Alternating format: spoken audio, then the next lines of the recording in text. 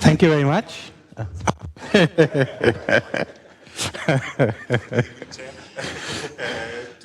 Tomorrow, after the first exchange.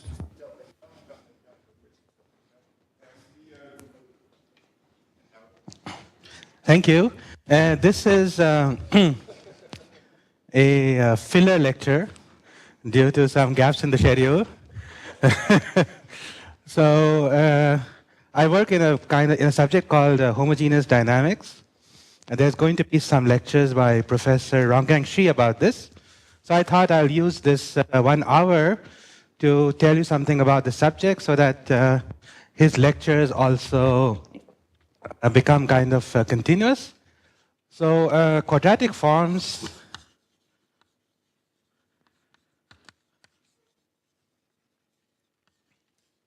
and homogeneous dynamics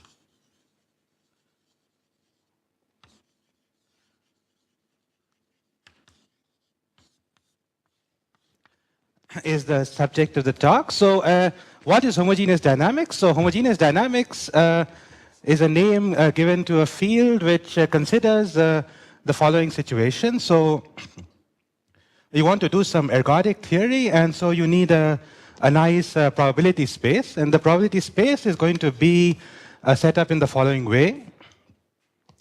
So you have some Lie group or some algebraic group, call it G. And in this Lie group, you have a nice discrete subgroup called gamma.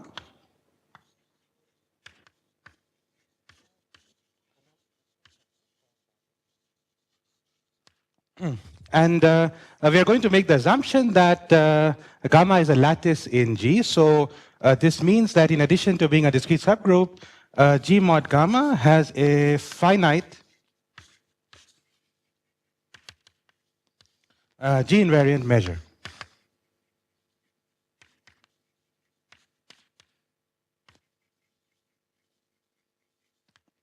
Okay? And so when you endow this quotient, sorry? Yeah, so basically I look at, say, a nice, so it turns out that groups which have lattices are unimodular. So I take a nice hard measure on this group, and I could look at what happens when it descends to a quotient. And suppose I get a finite measure, then I call this discrete subgroup a lattice. Okay? Okay, so what are some examples? Nice example would be the torus. So I could take Rn factor Zn. All right, so this is the first example. Slightly more relevant for us would be to replace Rn by some slightly more complicated Lie group like SL and R. And it turns out that SLNZ is a lattice in SLNR. So unlike the first case, this quotient is not compact.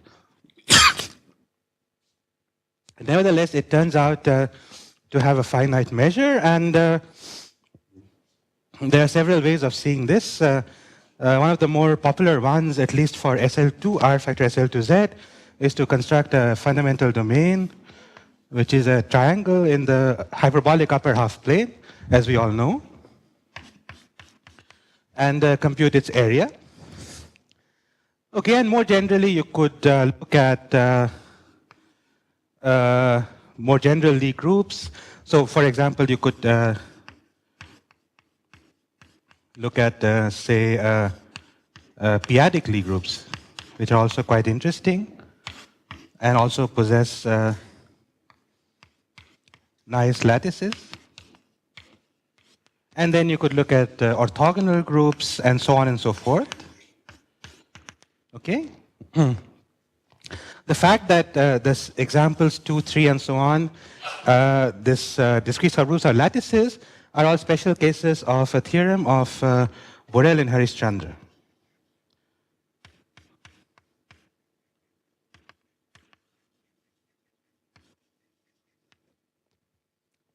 Okay?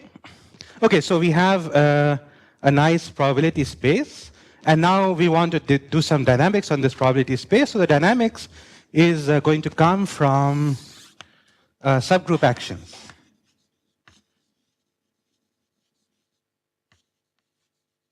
Yes? QP, so p-adic numbers.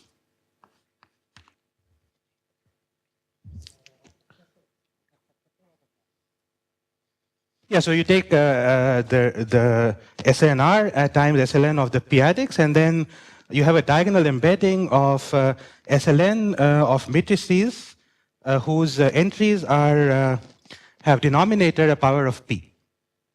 And so this actually becomes a lattice. Okay, so you have subgroup actions on G mod gamma. So basically, you take a nice subgroup of G and you act on this G mod gamma by translation.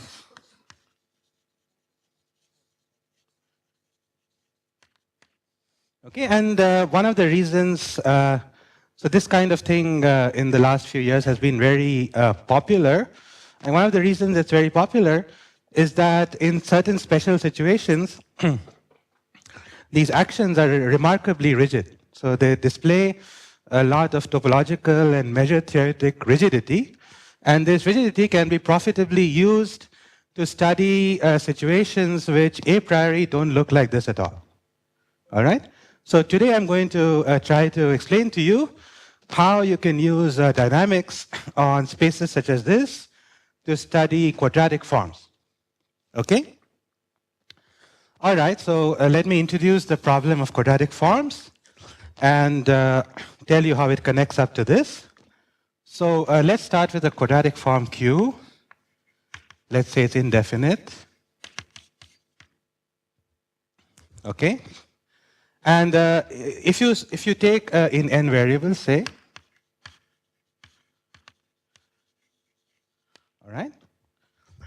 So if Q is a quadratic form, indefinite quadratic form in n variables, and if Q has integer coefficients, or if Q is a multiple by a non-zero real number of a quadratic form with integer coefficients, then the set of values taken by Q on integers is a discrete subset of the real line. It's some constant times z. Okay, this constant is the same. So I'm assuming that Q is C times a quadratic form with integer coefficients. And if I assume that, then Q of Zn is just contained in a discrete set of real numbers. All right? This is just an observation. So this observation, coupled with a very classical theorem due to Meyer,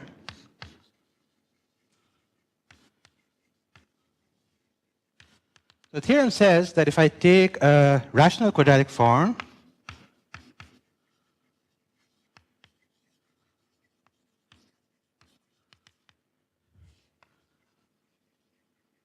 in at least 5 variables, indefinite rational quadratic form in at least 5 variables, then it has a rational 0.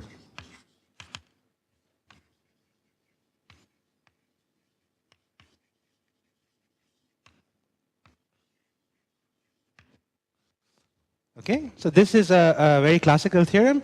It's not hard to prove. The proof can be found in Serre's arithmetic and is basically uses the Hasse-Minkowski local global principle.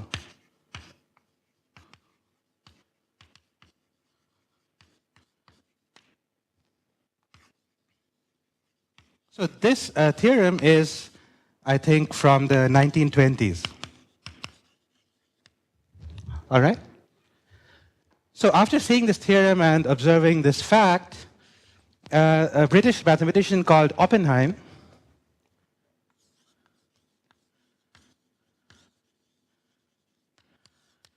wondered what would happen if you look not at rational forms, but at forms which are not rational. Okay? So let's assume that a quadratic form, let's say that a quadratic form is irrational if it's not a non-zero multiple of a form with integer coefficients. All right? So Oppenheim made the following conjecture.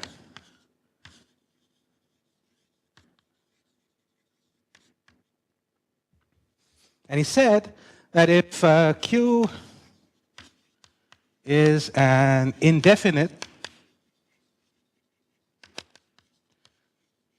irrational quadratic form,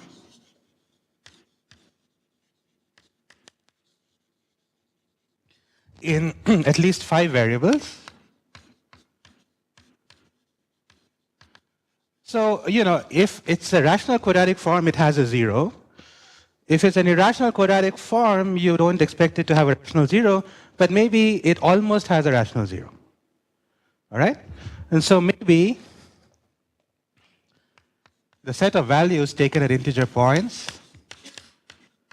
is dense in the real line. Right? So, i.e., for every C in R, there exists an integer vector, non-zero, such that for every C in R, for every epsilon positive, such that Qx minus C is less than epsilon. This is the conjecture. Okay? This is what, if you look at this theorem and then try to extrapolate it a little bit, it's a sensible conjecture to come up with. So very shortly after this, it was noticed that in fact you should be able to prove it not just in 5 and larger variables, but for 3 and more variables. Okay? So this is sometime around the 1930s.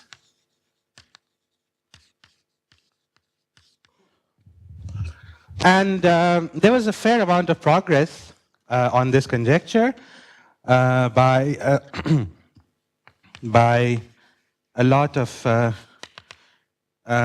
famous people doing analytic number theory. So there's Davenport and Heilbronn and Swinnerton-Dyer.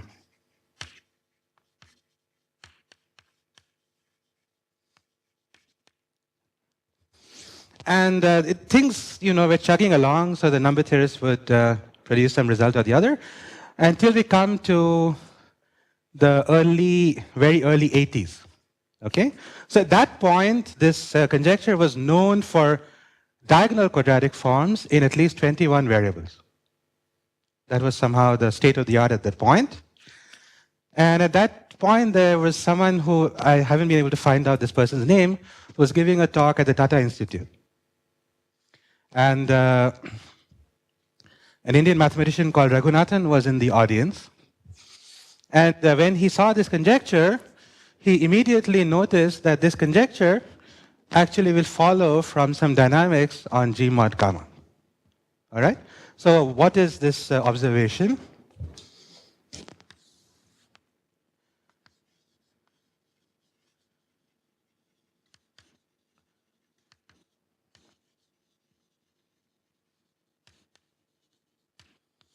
So how to turn something like this into something about groups? Well, it's sort of clear what one should do, at least begin to do, which is look at the stabilizer of a quadratic form.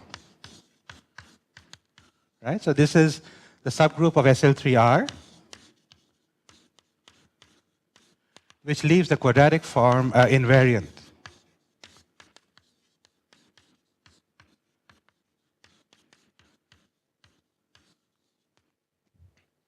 Okay, it's a subgroup of SL3R. And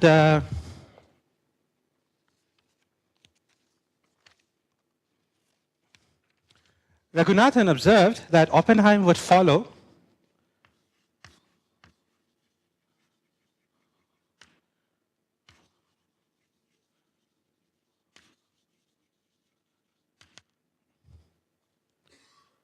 Was there a question?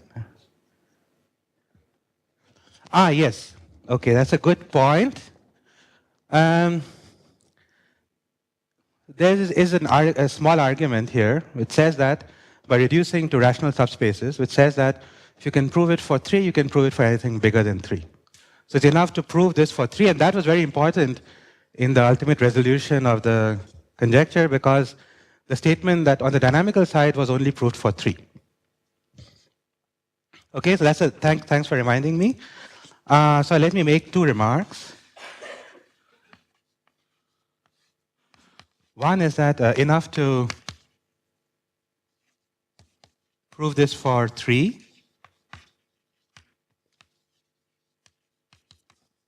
And the second is that it's definitely false for 2.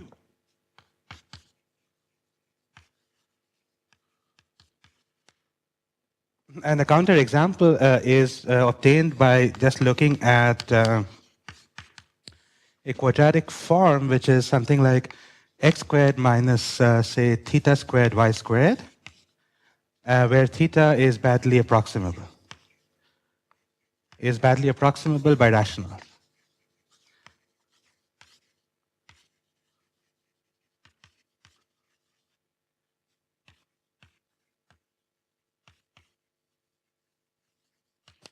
Okay?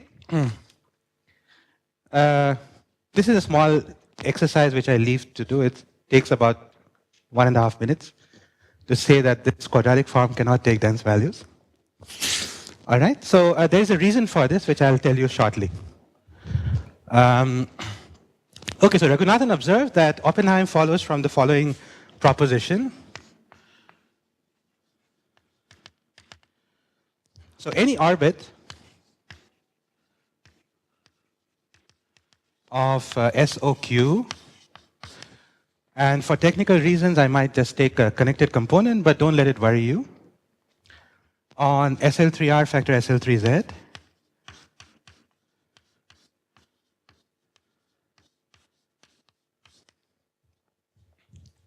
is either closed and carries an SL and carries a finite invariant measure.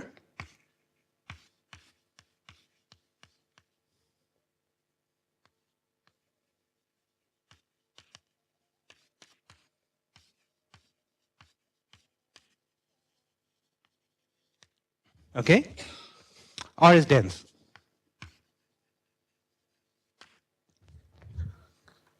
I should say that Raghunathan observed something slightly different. This proposition, as stated, is from a paper soon after by Dani and Margolis.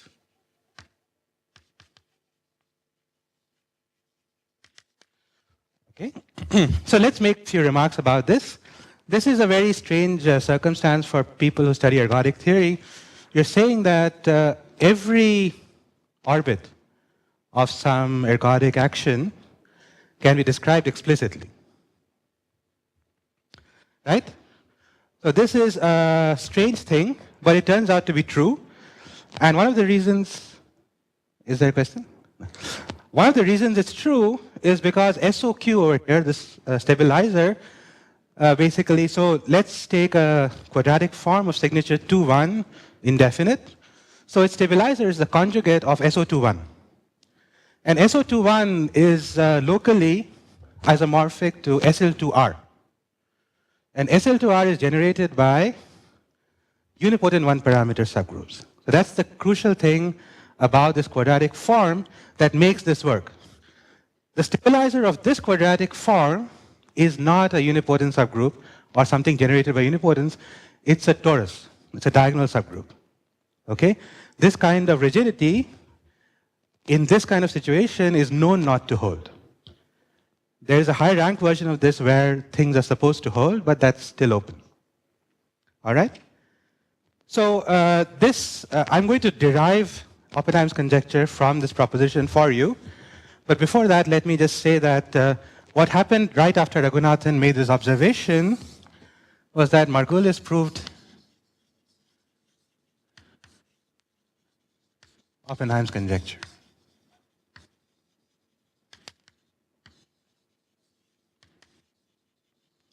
In other words, he proved the statement coming out of Raghunathan's observation.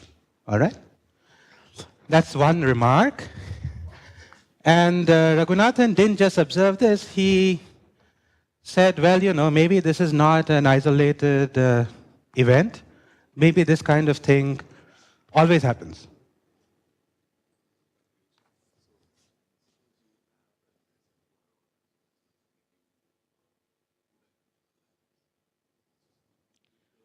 Yeah, I'll come to the derivation shortly. Yeah, so basically, yes. This much is enough for me. So okay, so let me just briefly say what happens. So if the orbit is dense, then the quadratic form takes dense values. If this happens, then the intersection of SL3Z with this subgroup is a lattice in this subgroup. Because it's homeomorphic to the orbit. And this forces by Borel density theorem the subgroup to be defined over Q, and then the thing comes. Okay, so this is a special case of what is called the Raghunathan conjectures and the Tani conjectures.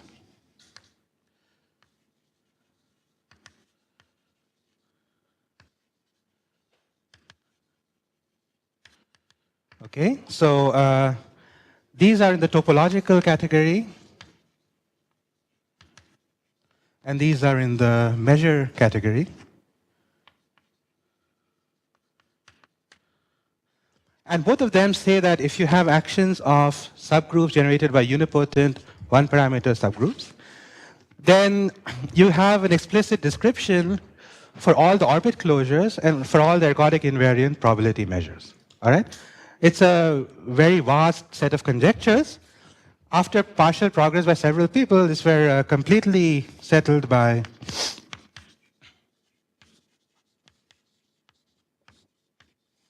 Marina Ratner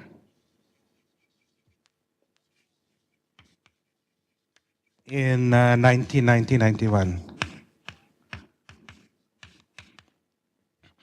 All right? So today I'm going to try to explain two things.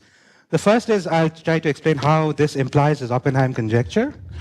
And then recent years have seen new developments in this kind of statement, which are to try to make this kind of statement effective. So now after this I'll try to explain what that is and what we can say about this kind of problem so far. All right, so Mahan basically already told us how to prove this, but let's wrap that down.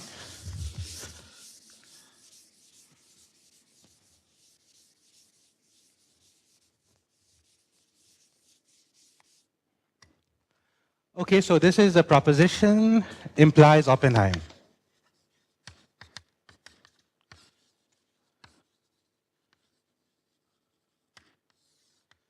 All right.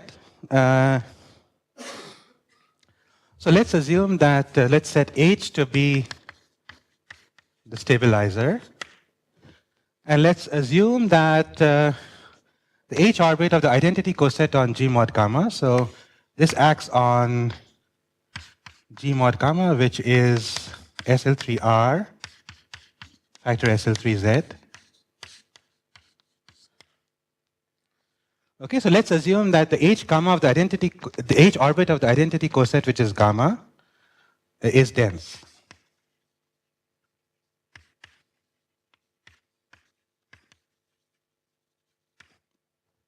All right? So if the H orbit of gamma is dense, then if I pull it back to G, I also get something dense because the quotient map is open. Okay? So H gamma in G is dense, right? And if H gamma in G is dense,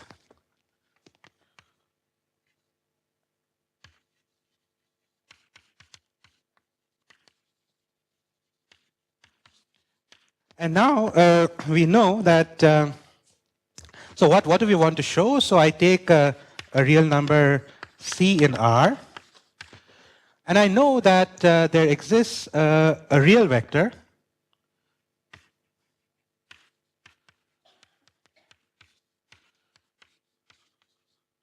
n is 3 for us, such that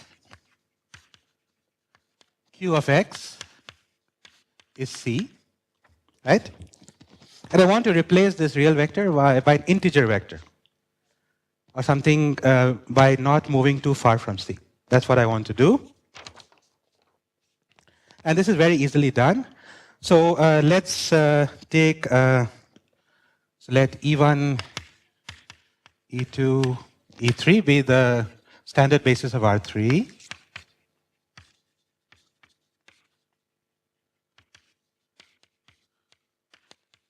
Then there is a G in SL3R such that G of E1 is X. Okay? That's part one. And part two is because since H comma is dense in SL3R, further, there exists, say, what did I call them here? A sequence gamma j in gamma and hj in h, such that hj gamma j converges to g by density. And so now we are basically done because C, which is Q of x1, Q of x rather, is Q of G times E1, which is Q of H comma Hj comma J E1. And I need to put a limit as J goes to infinity outside. But H is in the stabilizer of Q, so this is just the limit as J goes to infinity of Q gamma J E1, which is what we want to show. Okay? All right, so that shows that if I have a dense orbit, then my quadratic form takes dense values. What about this second one? The second one needs a fact called Borel density theorem, which I'm not stating. If you've seen it, that's great. If not, it's a nice thing to see.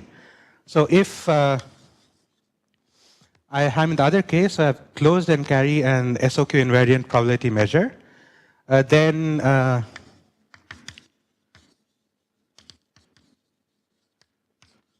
what happens is that gamma 0, which is just a gamma intersection with H, is a lattice in H. All right? This is where we use the fact that this orbit closure is carries an SOQ invariant probability measure because somehow H factor gamma intersection H is homeomorphic to this orbit. So if this is true, then by Borel density theorem,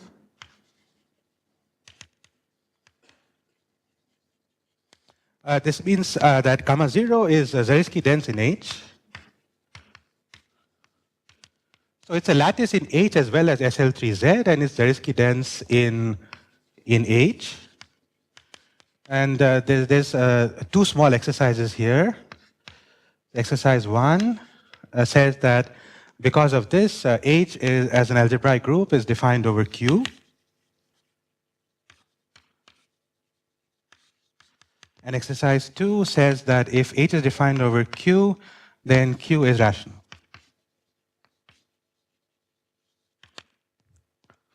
Okay? All right. So this is the derivation of Oppenheim from a purely dynamical statement.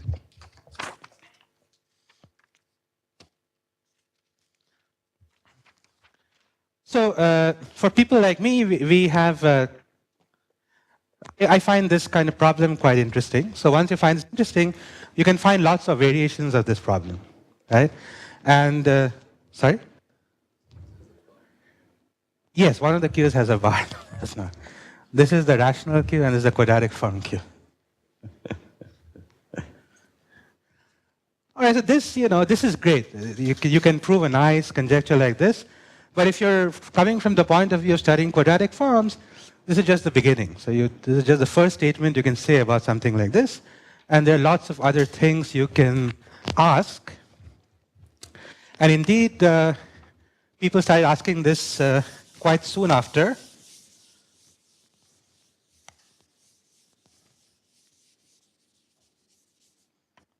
All right? So quite soon after Margulis settled this, people started looking at what are called quantitative versions.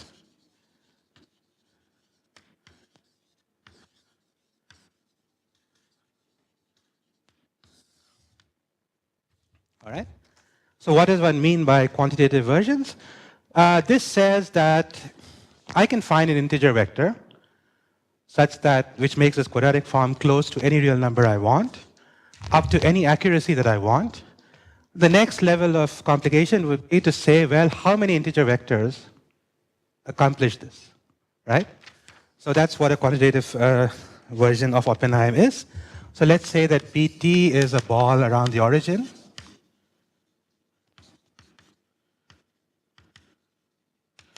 In Rn, Euclidean norm, whatever norm you like. And I want to look at the following function, a function of the quadratic form, two real numbers a, b, and t. And this is defined to be the number of integer vectors in Zn inside this ball of radius t, such that the quadratic form falls into the interval between a and b. Okay?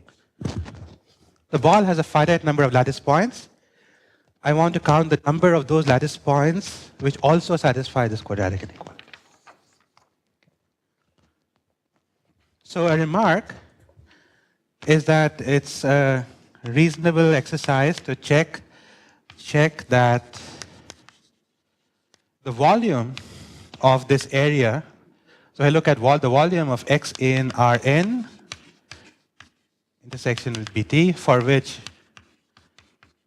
Qx lies between A and B. This is roughly a constant depending on the quadratic form times B minus A times t to the n minus 2. Okay? This is a typical kind of thing in arithmetic and in ergodic theory. When we want to count something, we hope that what we want to count is well distributed. If it's well distributed, then asymptotically, the number should be the volume of this space. All right? So indeed, this expectation is borne out, but actually it's quite complicated to do it. It was done in two parts, or rather 3 parts. So the first part is the theorem due to Dani and Margulis.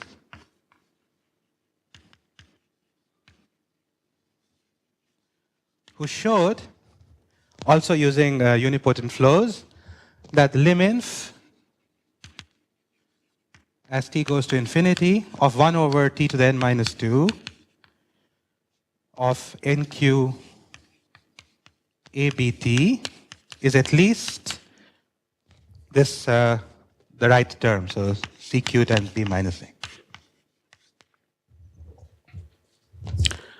CQ is a constant depending on the quadratic form. So in the volume asymptotics, the volume is going to change depending on what quadratic form it is, but you can write it down explicitly. And in fact, in this kind of statement, over a compact family of quadratic forms, you can choose it uniformly.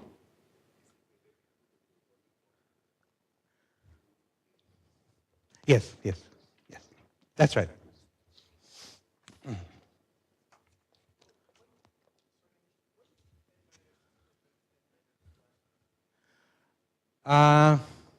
So basically, let's see. So it's a degree 2 polynomial, right? So basically, so if you look at let's say you plug in things from a ball of radius t into this quadratic form, it takes values in some interval which is size roughly t squared. And there are t to the n points in the ball. So it comes out to t to the n divided by t squared, which is t to the n minus 2. That's the heuristic explanation. Yeah, that's true. That's true.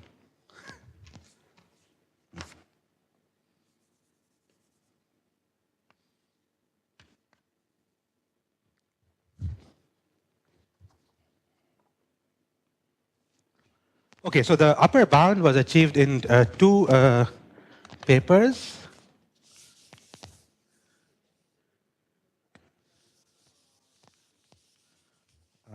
Can what depend on the eigenvalues of what?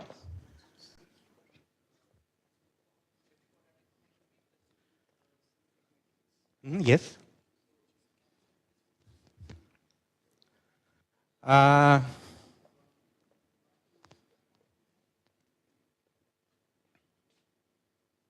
Yeah, I mean, so as I was saying, there is an explicit formula for this in terms of some volumes. But whether that can also be expressed in terms of eigenvalues, I don't know off the top of my head, but it might be true.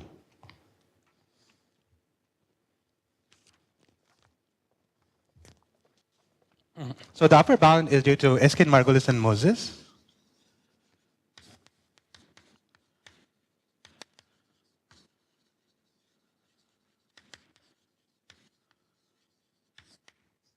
And it has the same quality, so the lim sup as t goes to infinity of 1 over t to the n minus 2 n q abt is at most cq times b minus a. However, I should point out that this is not true for forms of signature 2-1 and 2-2. Okay. Yeah, maybe it's CQ prime. Yeah, so this thing is not true for 2-1, 2-2, and there are families of quadratic forms which fail this. So this is connected to some thing in physics called quantum chaos. However, in a second paper, Eskin, Margulis, and Moses also got the right asymptotic for 2-1 and 2-2 separately. Okay. There are two papers. One deals with the quadratic forms which are not 2-1, 2-2, and the second one, also due to Eskin, Margulis, and Moses, gets the right asymptotic, which has a logarithmic term for 2-1 and 2-2. Okay?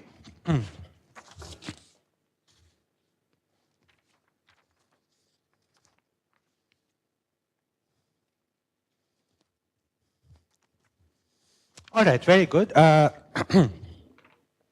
both these papers actually were quite influential, the Dani Margulis and this, for the development of unipotent flows. So they have quite nice ideas and are well worth reading.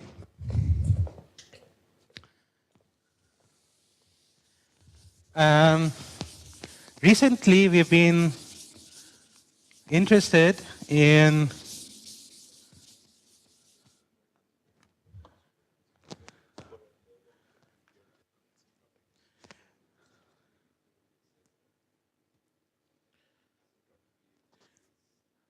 no, so the thing is that at least for things which for forms which are not 2-1 and 2-2, this formula is asymptotically exact. Yes.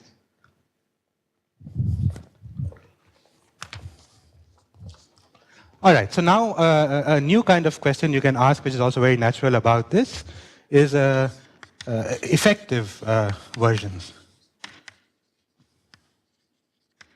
So it's related to this quantitative thing, but slightly different flavor. It's a natural kind of question. So Margulis's proof of this statement actually used the axiom of choice. This dependence on axiom of choice was removed later by Dani. But in any case, the statement and Ratner's theorems are ineffective in the following sense, that if I ask you, it's very good that you show me the existence of x, can you please produce this x? Then it's not clear from the proof how to do it. Right? So the first statement about how to produce this x should be how large does x have to be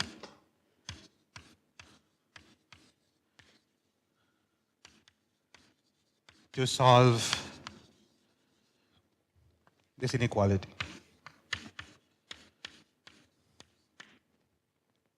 Okay. This is the question that I want to address in the rest of this talk. And despite being a natural question and very easy to pose, it's sort of, it's not very amenable to the kind of technology that goes into Ratner's theorems and Margulis. One thing to note is that analytic methods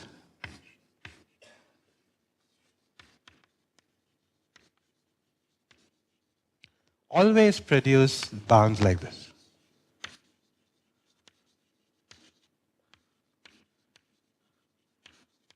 There's a technology in analytic number theory called the circle method, and people have been developing this for many, many decades. And whenever that works in this setting, it produces a bound. Right? It's an effective way of doing things. Right now, the best that can, there's a somehow the latest state of the art paper of Gyotze and Margulis,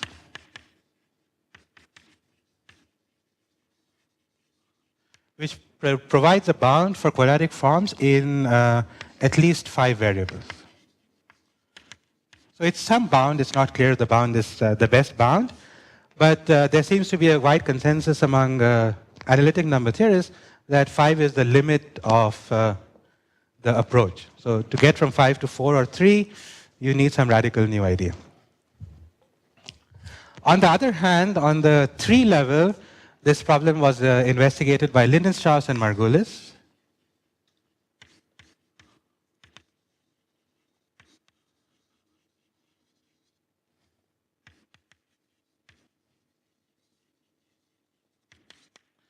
Who showed that there exists kappa positive such that for any quadratic form as in Oppenheim's conjecture, so indefinite irrational quadratic form,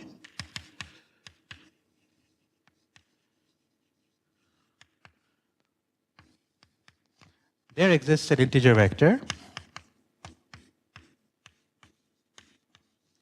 such that the integer solves this inequality. That's one step. And you can find that integer in a ball of radius e to the epsilon to the minus kappa. So if you want to get within epsilon of say zero, if you want to get within 1,000th of 0, then you have to look in a ball of radius e to the 1,000 to the minus kappa. Big ball. No, that's the next theorem. Okay. It's not sharp.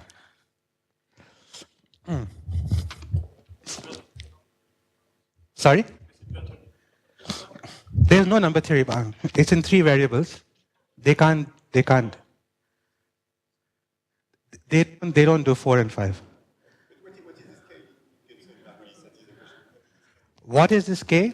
So in Gyotze and Margulis, there's a bad uniform K. However, if you put some conditions on the quadratic form coefficients, then they can calculate the K for the quadratic form. But it's an exponential of the powers?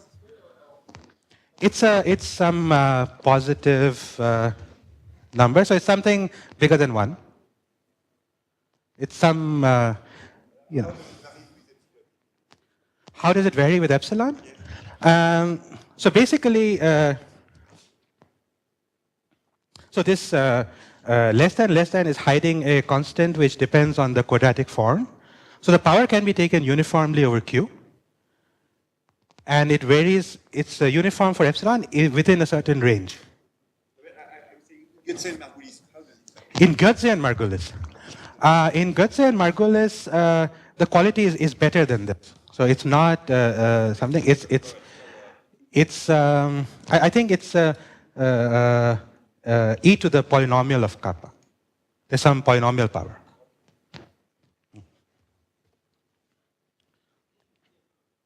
Sorry? Yeah, it's Euclidean norm is fine.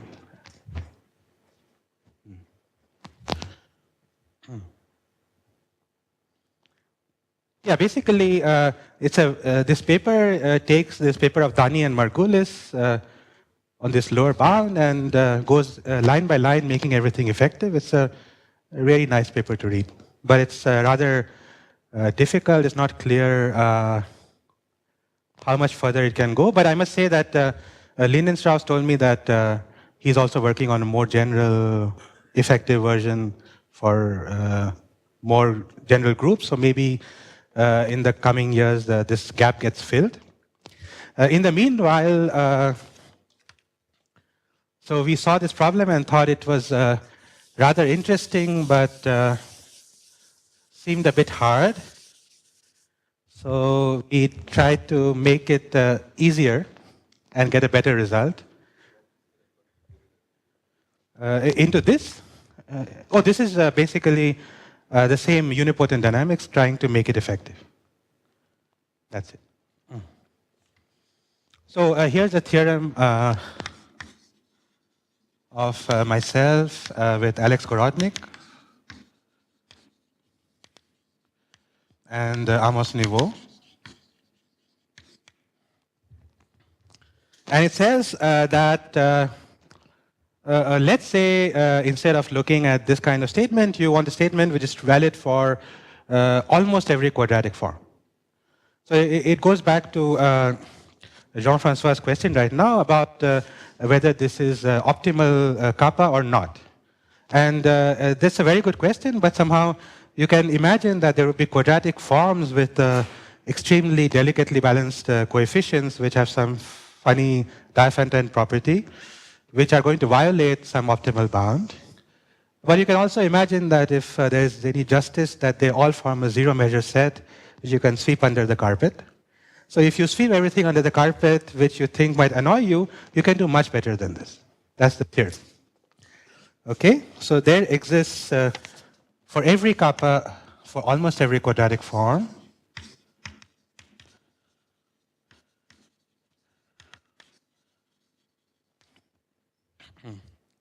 for every kappa bigger than 1, there exists x in Z3 not 0, such that Qx is less than epsilon, and the norm of x is at most epsilon to the minus kappa. It's more or less 1 over epsilon. Okay? So you can knock off an exponential generically. All right? And the kind of argument which goes into this proof, which I might say a little bit later, is completely different from the kind of argument which goes into this. The dynamics here is unipotent dynamics. The dynamics here is dynamics of a semisimple group. And that's a very different situation. I'll come back to how to prove something like this shortly. But before that, there's a bunch of other nice results recently, so let me tell you about them, and then I'll come back to explain how one might go about proving this result.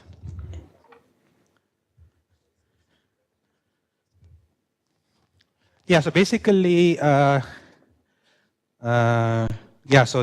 going to convert this. So in philosophy, the first step is similar to Oppenheim. So you convert it into a statement about SOQ orbits on G mod gamma. But then you somehow instead of using the fact that it's generated by unipotence, we use a mean ergodic theorem for SOQ acting on G mod gamma because you can compute a spectral gap as it's semi-simple. And that's the main technology. Okay, so Lindenstrauss and Margulis were interested in this, and so another Fields medalist decided to join the team. So Burkhardt got interested in this problem.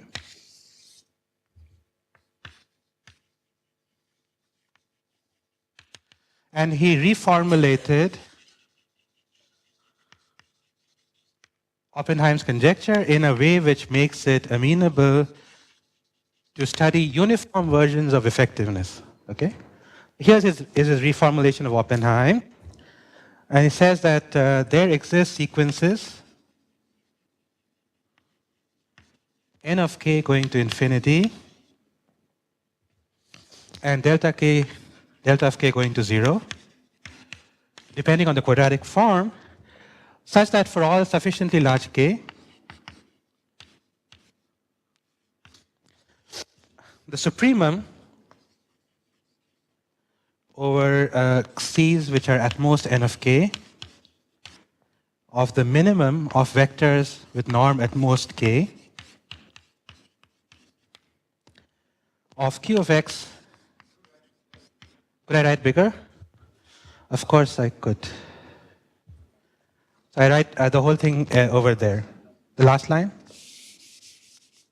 All right, so I move the last line up here.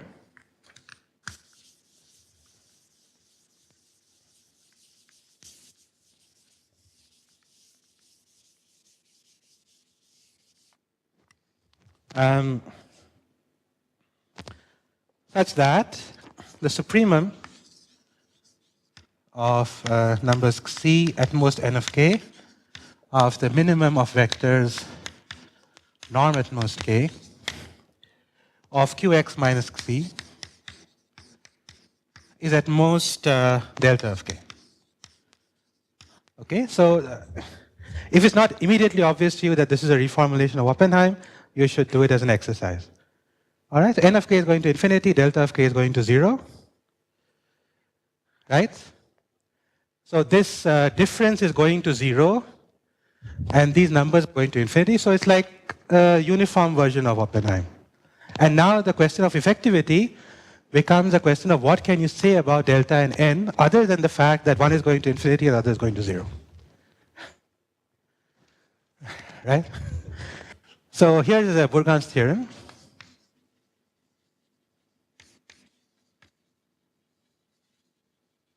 And I call this a star.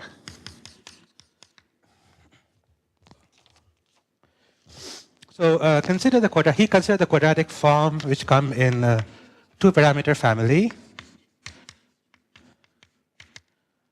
X squared plus alpha y squared minus beta z squared. All right, so he proved that number one, star holds, that holds for almost every alpha and beta, as long as the following condition is satisfied. So this is the effective part. N of k divided by k to the eta, delta of k squared tends to 0 as k goes to infinity with eta at most 1, less than 1. All right? This is theorem number 1. And theorem number 2 says that suppose you want to do even better than this, so you can fix alpha and vary only beta. And that's possible if you, so you can fix alpha and vary only beta if you assume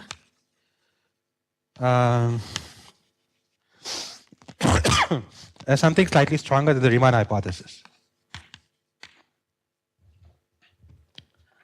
Okay? So for almost every alpha and beta, this inequality holds with this relationship between n and delta. And if you fix alpha and want to range over beta only, you'll get the same result, provided you assume It's what is called the Lindelof hypothesis for the zeta function. And this is a nice analytic argument, which turns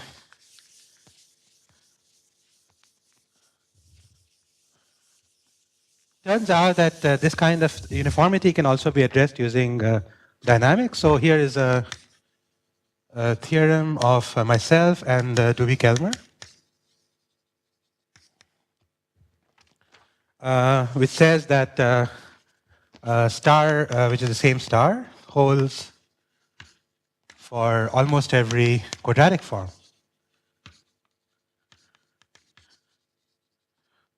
provided the same thing happens.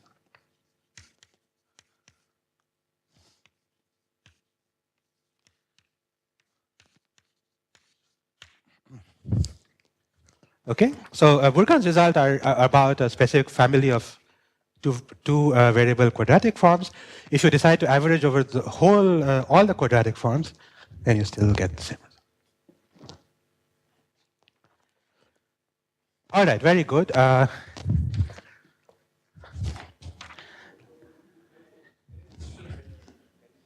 Eta, sorry.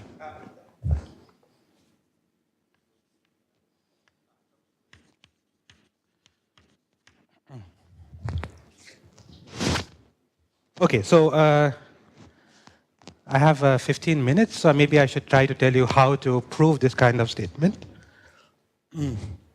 Before I do that, let me just mention one last set of results, which are new. So these two are from about a year and a half ago, but there are also inhomogeneous quadratic forms.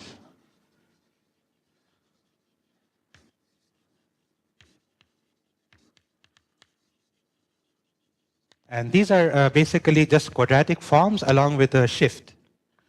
So you take a quadratic form and you take a vector xi, which is fixed, and you define the inhomogeneous quadratic form to be a quadratic form with this fixed shift. Okay? So you can ask if there's a version of Oppenheim for this, and it's true. And so this is a theorem due to Margulis and Mohammadi.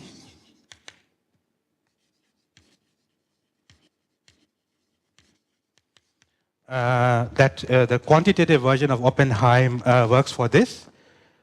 So the new result this year that we have been working on, which I don't state here because I would rather spend time on this, but basically it is similar in flavor to this and this, but for inhomogeneous quadratic forms. So this is joined with Kellmer and with Shucheng Yu. And so basically it provides an effective Oppenheim for inhomogeneous forms. So this kind of problem is quite interesting because it has to do with eigenvalues on flat two tori, spacings of eigenvalues. But I'll leave the story for some other time. In the rest of the time, I'll try to explain how to go about this.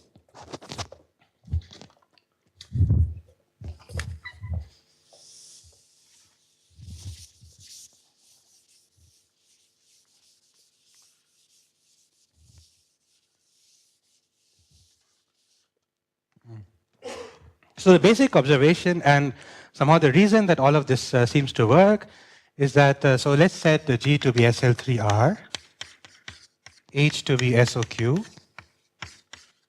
and gamma to be SL3Z.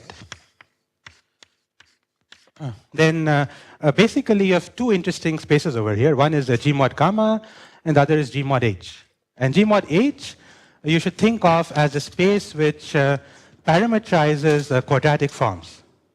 Okay, so you should think of G mod H as a space of all quadratic forms.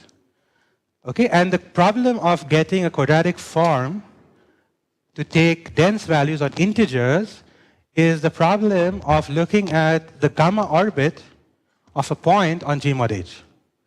Okay, so I have a nice space G mod H.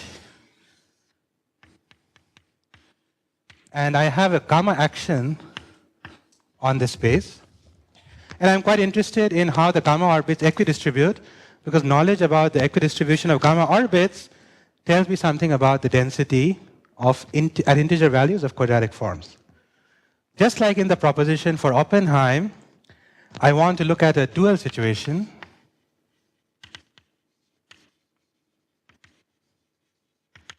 And the dual situation is, rather than this action, which I find rather complicated, I would much rather study the action of H on G mod gamma. Okay? And so one of the things that we do here that has been done in a variety of contexts is to develop a dictionary about how to lift information from this quotient to G, push it down to G mod gamma, do some dynamics of H action on G mod gamma, and then come back with the information on this space. So this is the basic idea of what we are doing. So part of this going up, down, and here, a little bit of it was seen in that proposition. Okay? So now let me explain what is the main dynamic idea over here, and then I'll stop. It's related to effective mixing estimates. But somehow, yeah, it's effective mean ergodic theorem, which is related to effective mixing estimates, but in this situation, it seems to work better than using point-wise estimates. Okay, so basic idea is to study the distribution of orbits for the H action on G mod gamma. Okay, and so the main tool is something called the effective mean ergodic theorem.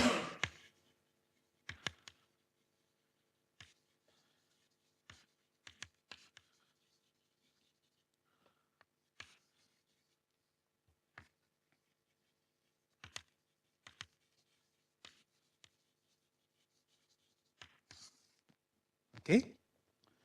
This has been used very profitably in a variety of contexts. So it goes back to, this kind of result goes back to Niveau and Stein and Margulis in the 90s, and recently has been used by Gorodnik and Niveau for counting lattice points, and by Gorodnik, Niveau, and me for studying rational points on varieties and so on. And this is another place where actually it can be profitably used. And so what is the statement? So the statement is the following. So I take a ball B sub t in H, and given a function f in L2 of G mod gamma, maybe I take the space orthogonal to the constant functions.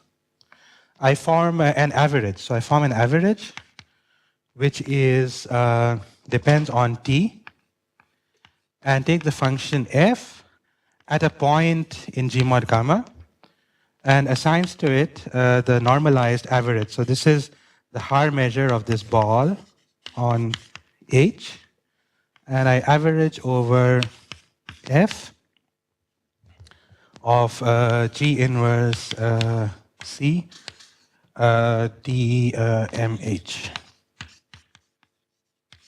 Okay? So if you have seen Birkhoff-Ergodic theorem, there is a time average. This is the analog of the time average. And the theorem, this mean ergodic theorem, says that there exists kappa positive such that for every f in L2 0 G mod gamma, if I look at the L2 difference between this averaging operator and the space average of f, then it's at most the measure of the ball to the minus kappa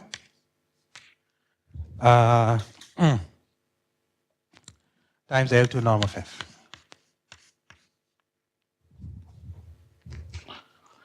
Okay? And so this is a general equidistribution theorem which helps us to analyze basically in some quantitative manner how H orbits distribute on G mod gamma. And actually, as you saw in this kind of statement that we are making, we want to make statements with actual numbers in them. And that they matter. So the 2 can't be a 500. It has to be a 2. So this equidistribution problem is rather delicate. It's not good to be quasi-asymmetric to 2. It has got to be 2. So this equidistribution problem is rather delicate. And this kappa, therefore, is a rather delicate number. And this number comes from explicitly studying the representation theory of H. Using a variety of means like Kazdan's property T and various things. So, estimates of Bergeron and Clausel and things like that, they come in. So it's rather delicate, depends on the situation. But what we have is a rather robust technology which allows us to deal with this shrinking target kind of phenomena for H actions in G mod gamma, where H, G, and gamma are reasonably varied. So this means that one can fit into this narrative several more examples which are more complicated than just quadratic forms. So for example, you could take matrices of fixed determinant and look at some invariant family of polynomials which takes values on these, and also get effective statements like this. All right, it's basically the talk before lunch, so I think I should stop here. Thank you.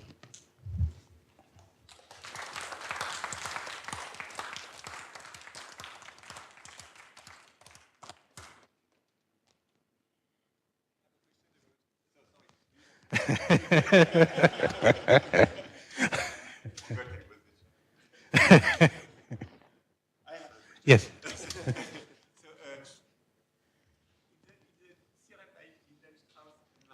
Yes. This is the same question as before, but do they give an example where their bound is sharp, or do they hope to have a better bound? No, they say that it's not sharp. They say that they have to trust them. You have to trust them. Yeah. Okay, They say that they don't give an example. No, they say that they don't think it's sharp. They don't think it's sharp.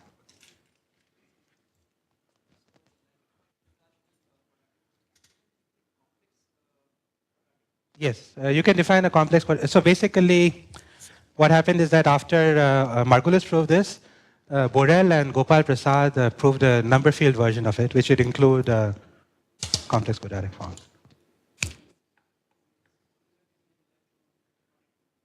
Yes, that's what they did.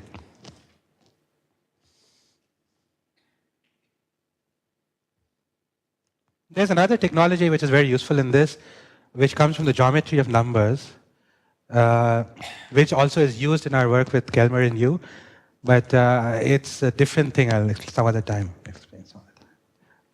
There's another nice angle which can enter into this. And as all in mathematics happens a lot, that you have two interesting angles and they somehow meet at the right place. So the things that you can't do with one method, you can do with the other, and vice versa. Anyway.